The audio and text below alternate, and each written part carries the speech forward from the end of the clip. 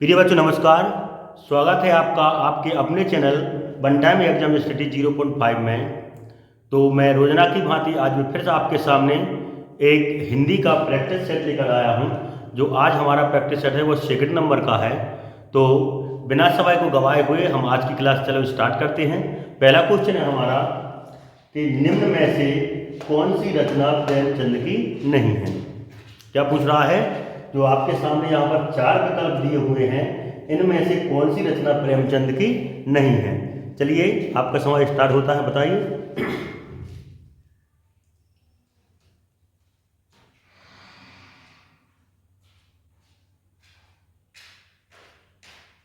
तो बच्चों इसका आंसर होगा नीरजा। क्या होगा इसका आंसर? नीरजा। गोदान, गोदान आपकी प्रेमचंद की है। सेवा सदन भी आपकी प्रेमचंद की है। कर्म भूमि आपकी प्रेमचंद की है। जो नीरजा है बच्चों, यह नीरजा प्रेमचंद की नहीं है। यह किसकी है? आपकी महादेवी वर्मा की।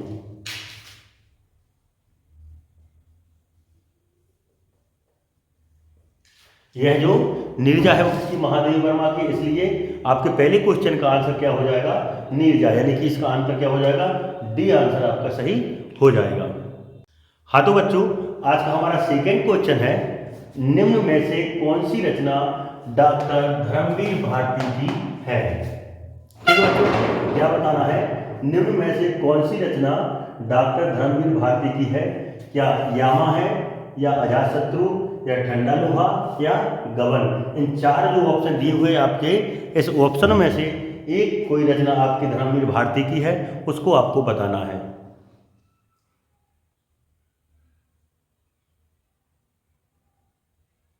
तो बच्चों इसका आंसर हो जाएगा आपका सी, ठंडा लोहा है जो आपकी धर्मवीर भारती की रचना है।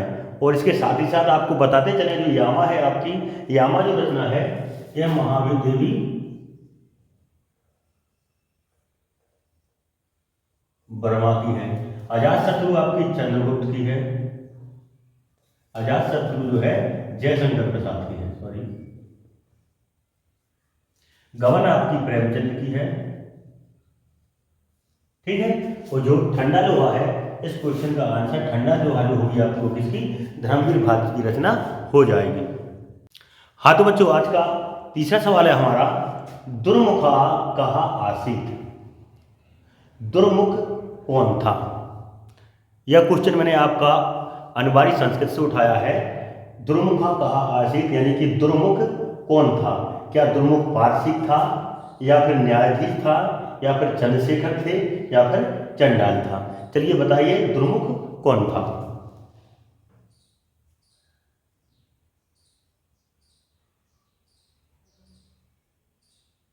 तो बच्चों इसका आंसर हो जाएगा दुर्मुख एक चंडाल था। दुर्मुख कौन था? दुर्मुख एक चंडाल था। ठीक है बच्चों। हाँ तो बच्चों चौथा क्वेश्चन है हमारा आज का, चंद्रशेखर स्वनाम किम आकथयत। इसका अर्थ हुआ चंद्रशेखर ने स्वनाम अपना नाम क्या बताया था। चंद्रशेखर का क्या नाम था? चंद्रशेखर ने अपना नाम क्या बताया था?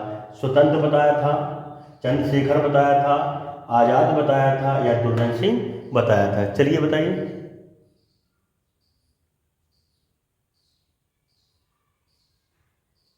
तो बच्चों चंद्रशेखर ने अपना नाम क्या बताया था?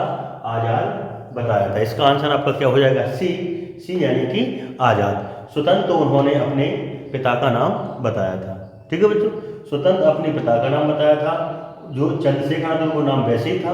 और दुर्जन सिंह इस सिपाही के सर पर इन्होंने पत्थर मारा था। इस सिपाही के सर पर इन्होंने पत्थर मारा था। स्वतंत्र इनके पिताजी का नाम बताया था, चंद्रशेखर उनका नाम है। लेकिन जब वहाँ जेलर ने, न्यायाधीश ने इनसे उनका नाम पूछा तो इन्होंने बताया था आजाद। ठीक है बच्चों, इसलिए इस क्वेश्चन का आंसर क्या हो जाएगा? आजाद। हाँ तो बच्चों हमारा पांचवा सवाल है, हास्य रस का स्थायी भाव होता है। हमें बताना है कि हास्य रस का स्थायी भाव क्या होता है। क्या हास्य रस का स्थायी भाव रति होता है, शोक होता है, करुण होता है, या हास होता है? चलिए बताइए।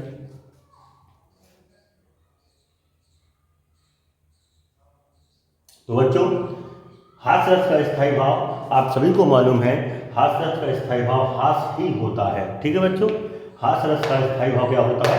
हास होता है। रति आपका श्रृंगार रस का होता है, शोक आपका करुण रस का होता है। वो करुण रस है, इसलिए हास रस का स्थायी भाव क्या होगा? हास ही होगा। ठीक है बच्चों।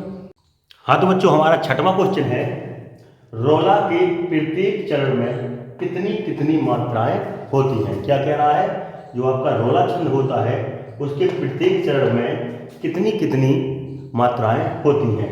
क्या उसके प्रत्येक चरण में 24-24 मात्राएं होती हैं? क्या 16-16 मात्राएं होती हैं? क्या 11-11 मात्राएं होती हैं? क्या 13-13 मात्राएं होती हैं? चलिए बताइए इसके प्रत्येक चरण में कितनी कितनी मात्राएं होती हैं?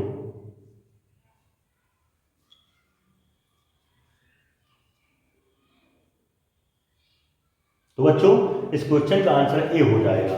रोला के प्रत्येक चरण में 24-24 मात्राएं होती हैं। ठीक है बच्चों, जो आपकी 16-16 मात्राएं ये चौपाई में होती हैं।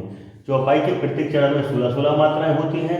और जो आपका सी ऑप्शन है 11-11, यह जो है आपका सोरठा के पहले और तीसरे चरण में 11-11 मात्राएं होती हैं, और सोरठा के दूसरे और चौथे चरण में आपकी 13-13 मात्राएं होती हैं। लेकिन रोला जो है इसके प्रत्येक चरण में कितनी कितनी 24-24 मात्राएं होती हैं। हाँ तो बच्चों हमारा आज का 7वां सवाल है, 7वां क्वेश्चन है। 7वां क्वेश्चन जो है बहुत ही अच्छा है। देखिए एक अलंकार का यहाँ पर उदाहरण दे रखा है हमने यहाँ पर एक दोहा लिखा रखा है। इसमें हमें बताना है कि इस दोहे में कौन सी अलंकार है। देखिए, सोहत ओढ़े पीठ पटु श्याम सलोनी गात, मनु नीलमणि शैल पर आता पर्यो प्रभात। तो इस दोहे में कौन सी अलंकार है? हमें बताना है इस दोहे में कौन सी अलंकार है। क्या इस दोहे में उपमा अलंकार है, या फिर रूपक अलंकार है, या फिर उत्प्रेक्षा अलंकार है, या फिर इनमें से कोई भी अलंकार नहीं है? चलिए एक बार फिर से पढ़ते हैं। सोहत ओढ़े पीठ पटु श्याम सलोने गात, मनो नीलमणि शैल पर आता पर्यो प्रभात। चलिए बताइए इस दोहे में कौन सी अलंकार है?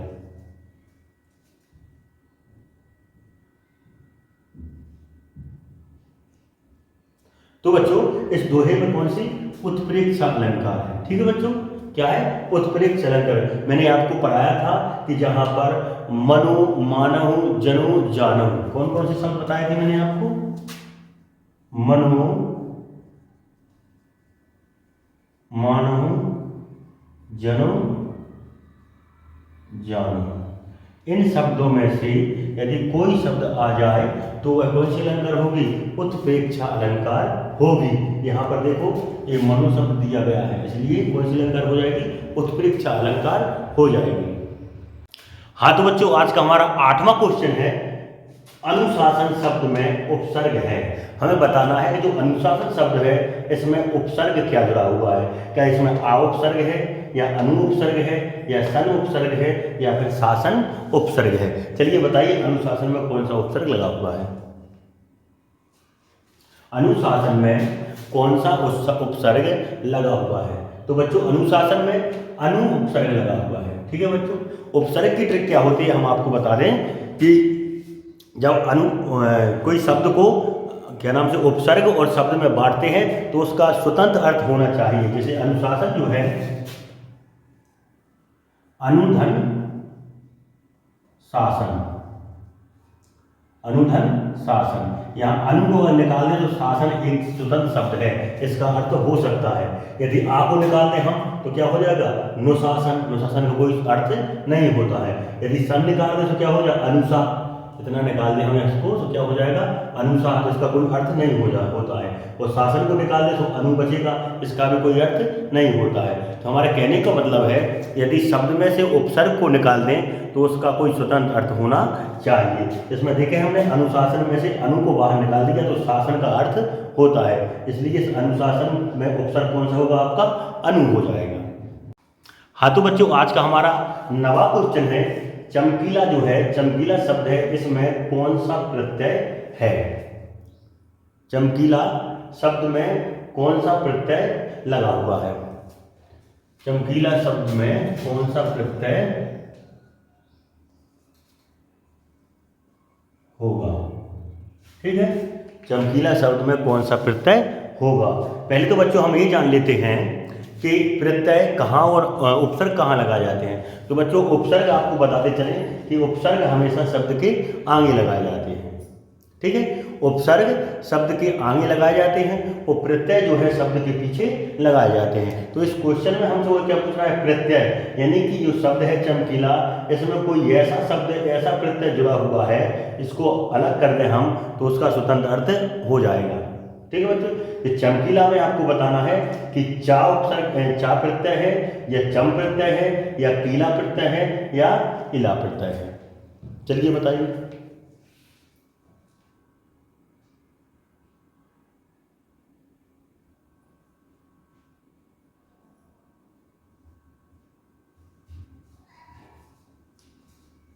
तो बच्चों इसका आंसर हो जाएगा आपका ईला, ठीक है। इसका आंसर डी हो जाएगा, क्योंकि अब मैंने आपको पहले बताया है कि प्रत्यय हमेशा कहाँ जुड़ते हैं, पीछे जुड़ते हैं, ठीक है बच्चों। प्रत्यय पीछे जुड़ते हैं, तो चातु जो है जो आगे है, चातु प्रत्यय होगा नहीं, ठीक, चातु होगा नहीं। चम भी आगे है, यह भी नहीं होगा, क्योंकि प्रत्यय पीछे जुड़ते हैं, यह नहीं होगा। इसके बाद कीला, ठीक है, कीला जो शब्द है तो कीला अलग कर दे तो चम का कोई अर्थ नहीं निकलता है, इसलिए यह भी नहीं होगा। इला, इला हमें पीछे है ना कि नहीं, यहाँ पर चमक धन इला, चमक धन इला, तो यह चमक एक स्वतंत्र शब्द होता है। चमक तो चमकना ही होता ही है, चमक अर्थ हो गया, और इससे हमने इला प्रत्यय को अलग कर दिया, इसलिए इसका आंसर क्या हो जाएगा, चमकीले का प्रत्यय हो जाएगा आपका इला, डी इसका आंसर हो जाएगा, ठीक है बच्चों। तो बच्चों 10वां क्वेश्चन भी हमने आपका उपसर्ग से ही उठाया है, ठीक है बच्चों। इसमें यह पूछ रहा है कि अपमान में कौन सा उपसर्ग होगा। हम जो अपमान शब्द में है इसमें से हमें उपसर्ग अलग करना है, ठीक है बच्चों। तो अपमान में क्या आ उपसर्ग होगा, ना उपसर्ग होगा, मान उपसर्ग होगा या अप उपसर्ग होगा। चलिए बताइए, फटाफट बताइए चलो।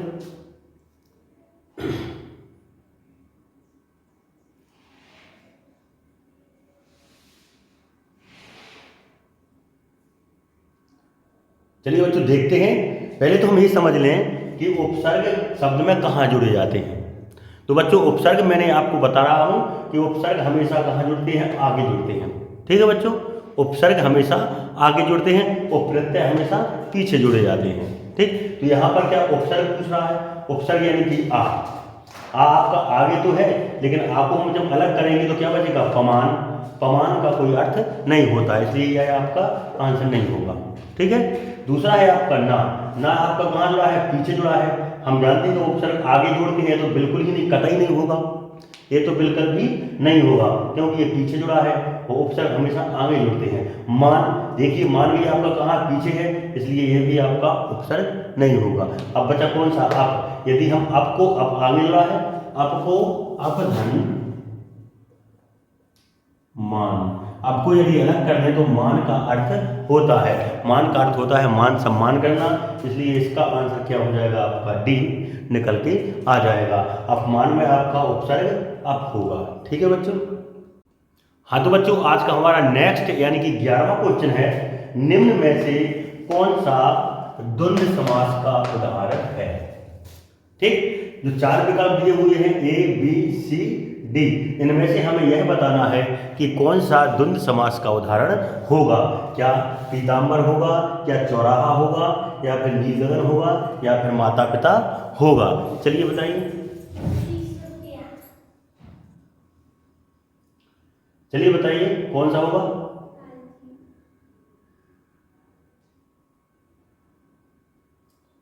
तो इसका आंसर क्या हो जाएगा प्रिय बच्चों, माता पिता हो जाएगा, ठीक है बच्चों, क्योंकि द्वंद्व समास का उदाहरण कौन सा होगा, माता पिता। इसके साथ ही साथ आपको बताते चले जो पीताम्बर है, पीताम्बर में आपका पीताम्बर का अर्थ होता है पीला है जिसका अंबर, यानी कि पीले जिसके वस्त्र होते हैं, यानी कि श्री कृष्ण। तो यहाँ पर आपका वो कौन सा बहुप्रिय समास हो जाएगा। चौराहा में आपका कौन सा समास हो जाएगा, दीर्घ समास, चौराहा में दीर्घ समास हो जाएगा। नील गगन, नीला है गगन, यानी कि पहला पद विशेषण और दूसरा पद विशेष, तो यहां पर कौन सा हो जाएगा, कर्मधारय, ठीक। पहला पद यदि विशेषता बताए, यहाँ पर नील गगन यानी कि नीला है जो गगन, गगन की विशेषता बता रहा है, गगन कैसा है, नीला है, इसलिए यहाँ कौन सा कर्मधारय हो जाएगा। और आपका जो द्वंद्व समास होगा वह माता पिता में हो जाएगा। ठीक है बच्चों, इसका आंसर क्या हो जाएगा, डी। हाँ तो बच्चों, आज मैंने एक क्वेश्चन और समास में से उठाया। देखिए हमारा 12वां क्वेश्चन है आज का कि श्वेत कमल में कौन सा समास होगा। क्या कह रहा है क्वेश्चन में कि श्वेत कमल जो है, जो श्वेत कमल शब्द है, इसमें कौन सा समास होगा। क्या इसमें द्विगु समास होगा, या द्वंद्व समास होगा, या अव्ययीभाव समास होगा, या कर्मधारय समास होगा। चलिए बच्चों बताइए इसमें कौन सा समास है।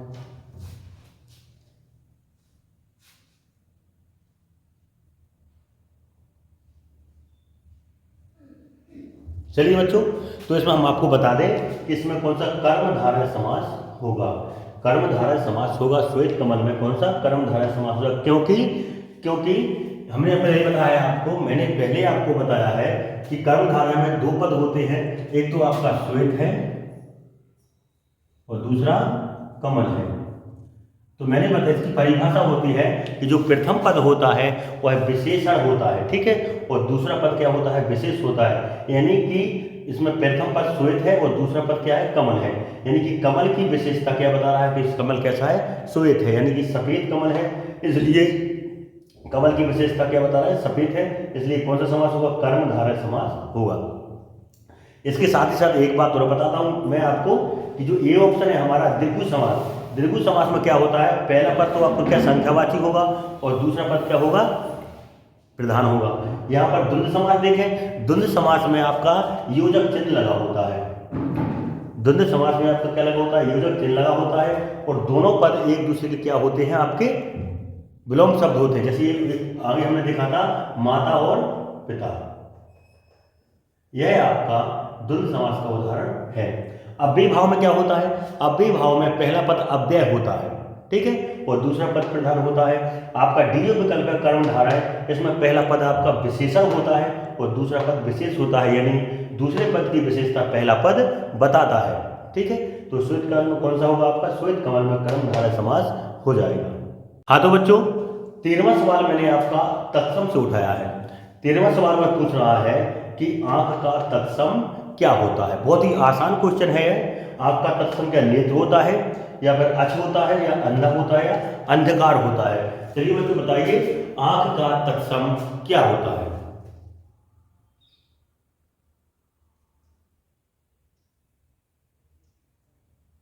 तो बच्चों आंख का तत्सम आपका क्या होता है, अक्ष। आपका तत्सम अक्ष होता है, ठीक है बच्चों, इसका उत्तर आपका बी हो जाएगा। हाँ तो बच्चों आज का हमारा 14वां सवाल है। 14वां क्वेश्चन कह रहा है कि काक जो है किसका तत्सम है। जो चार विकल्प दिए हुए हैं आपका कौवा, कोयल, मोर या मुर्गी, इन चार में से जो काक है वो किसका तत्सम है। चलिए बताइए।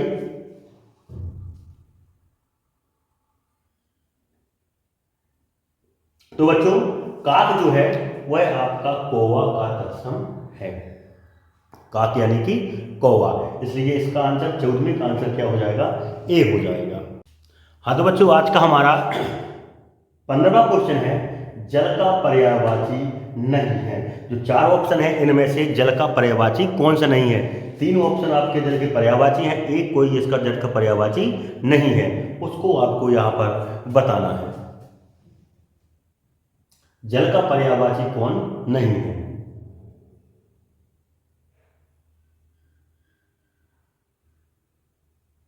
तो बच्चों जल का पर्यायवाची आपको बताते चला है, पानी तो जल का पर्यायवाची होता है, नीर भी जल का पर्यायवाची होता है, पानी भी आपका जल का पर्यायवाची होता है। जो कूल है यह कूल जल का पर्यायवाची नहीं है, क्योंकि जो कूल है यह किसका पर्यायवाची है, किनारा का। कूल जो है किनारे का पर्यायवाची है, इसलिए इसका आंसर आपका डी यानी कि कूल हो जाएगा। हाँ तो बच्चों हमारा 16 क्वेश्चन कह रहा है निम्न में से कौन सा गंगा का पर्यायवाची है। निम्न में से कौन सा गंगा का पर्यायवाची है। कि गंगा का पर्यायवाची कौमुदी है, या सुरसरिता है, या चंद्रिका है, या चंद्रहास है। तो आपको बताना है गंगा का पर्यायवाची कौन सा है। चलिए बताइए।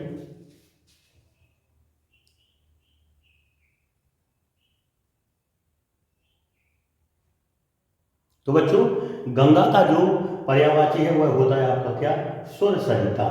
ठीक है, इसके साथ ही साथ हम आपको बता दें कोमदी जो है यह है आपका चंद्रमा का, यह है आपका चंद्रमा का, चंद्र का भी आपका,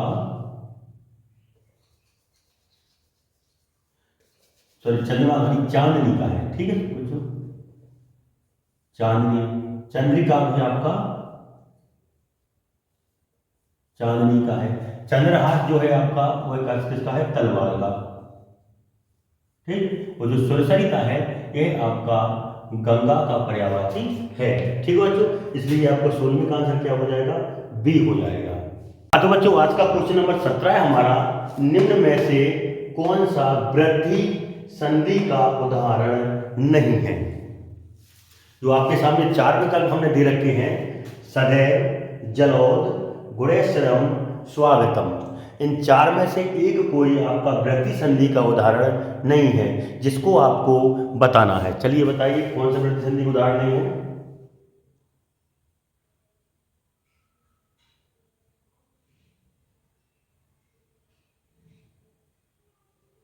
वृद्धि संधि, चलिए देखते हैं। पहले तो हम परिभाषा समझ लें। मैंने आपको बताया था वृद्धि संधि में हमेशा, ठीक है, यहां पर नोट कर लो, वृद्धि संधि में या तो आई की मात आएगी या फिर औ की मात आएगी। ठीक है बच्चों, वृद्धि संधि में आई की मात है, और यण जो संधि है इसमें आपका या रति के पहले या वा भजन के पहले या फिर आपका ऋषि के पहले कोई के पहले कोई आधा अक्षर होगा। ठीक है बच्चों, दोनों संधि बता दी हमने। वृद्धि संधि में या तो आई की मात होगी या औ की मात होगी। यण संधि में आपकी इन 3 अक्षरों के पहले कोई भी आधा अक्षर होगा। तो यहाँ पर हम देखते हैं वह पूछ रहा है वृद्धि संधि का उदाहरण नहीं है, यानी कि 4 में से 3 तो वृद्धि संधि के उदाहरण है। तो यहाँ पर हम देखें आई की मात है, यह तो आपका वृद्धि संधि का उदाहरण है। ठीक है, यहाँ पर किस औ की मात है, यह भी आपका वृद्धि संधि का उदाहरण है। यहाँ पर आई की मात है, यह भी आपका वृद्धि संधि का उदाहरण है। यहाँ पर कोई देखे ना तो वाई की मात है ना औ की मात है, बल्कि क्या है, वा भजन के पहले, क्या बताया था हमने, इसके पहले कोई आधा अक्षर है आधा अक्षर, इसलिए कौन सी संधि का उदाहरण होगा, यण संधि का उदाहरण होगा। इसलिए इसका आंसर क्या हो जाएगा आपका, डी लेकर के इसका आंसर हो जाएगा। ठीक है बच्चों, इस क्वेश्चन का आंसर क्या होगा, डी। हाँ तो बच्चों आज का हमारा 18वां क्वेश्चन है, निम्न में से कौन सा यण संधि का उदाहरण है।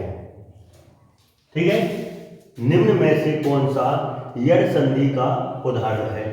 विद्यालय है या जलोद है या अत्याचार है या मौज है। तो 4 विकल्प हैं, इनमें से कौन सा यण संधि का उदाहरण है, चलिए बताइए।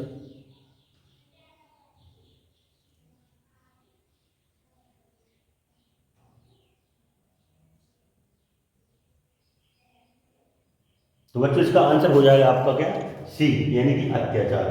क्योंकि मैंने बताया था आपको कि यह संधि की ट्रिक है, यारती वा वजन ऋषि के पहले कोई आधा अक्षर आ जाए। यहाँ पर यारती के पहले आधा अक्षर है, इसलिए कौन सी अलंकार, कौन सा संधि होगी आपकी, यण संधि होगी। यह जो है आपकी कौन सी संधि है, यह आपकी कौन सी, वृद्धि संधि है। यह भी आपकी देखिए वृद्धि संधि है। जो विद्यालय है इसमें आपकी दीर्घ संधि हो जाएगी, लेकिन इस क्वेश्चन का आंसर है यण संधि, आधा अक्षर यारती के पहले यण संधि हो जाएगी। हाँ तो बच्चों आज का हमारा 19वां सवाल है, लिख धातु। ये हमने आपके शब्द रूप में से लिए हैं, धातु रूप है जो लिख धातु एक वचन उत्तम पुरुष लट लकार का रूप बताना है। क्या बताना है, धातु आपकी लिख है, एक वचन उत्तम पुरुष और लट लकार का रूप होगा। क्या लिखत होगा, लिखताम होगा, लिखामी होगा या लिखती होगा, चलिए बताइए।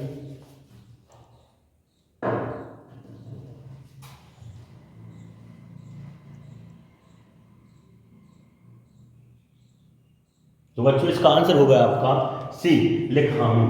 ठीक है, इसका आंसर क्या होगा, सी, लिखामी। क्योंकि हमने आपको ट्रिक बताई थी लट लकार की, कौन सी ट्रिक थी, एक वचन द्विवचन, बहुवचन, प्रथम पुरुष, मध्यम पुरुष, उत्तम पुरुष, ती, सी, मी। ठीक है, टी, सी, मी। यहां पर देखें टी, सी, मी लिखा हूं। उत्तम पुरुष एक वचन, उत्तम पुरुष एक वचन, तो लिख धातु में टी, सी, मी जोड़ देंगे, इसलिए इसका उत्तर क्या हो जाएगा आपका, लिखामी हो जाएगा। ठीक है बच्चों। हाँ तो बच्चों, आज का हमारा लास्ट अंतिम सवाल है, जो आज का हमारा लास्ट और अंतिम क्वेश्चन है 20वां। तितली किस लेखक की रचना है? बहुत ही आसान क्वेश्चन है। तितली जो है किस लेखक की रचना है? क्या वह प्रेमचंद जी की है, क्या जयशंकर प्रसाद जी की है, या फिर महादेवी वर्मा जी की है, या फिर डॉक्टर धर्मवीर भारती की है? तो आपको बताना है तितली किस लेखक की रचना है। चलिए बताइए।